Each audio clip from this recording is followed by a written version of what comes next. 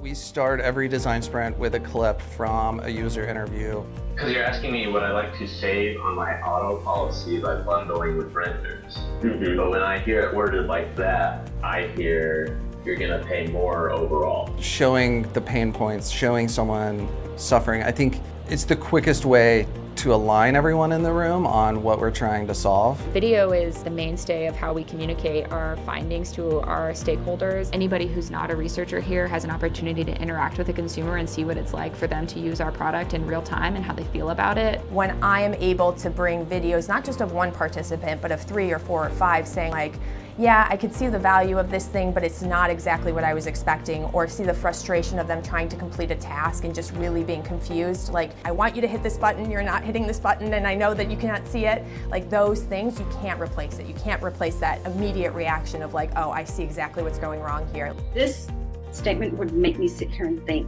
That's just like a difficult question. That's a good question.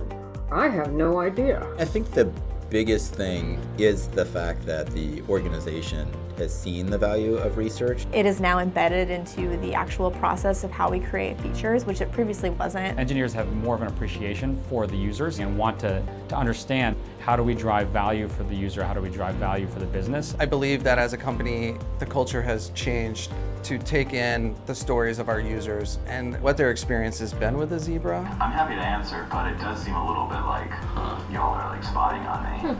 We take your privacy really seriously, like yes, at the space of supposedly. Oh my God, that's a good quote. Privacy, but not quite the same. Yeah, I guess we could tag it as both.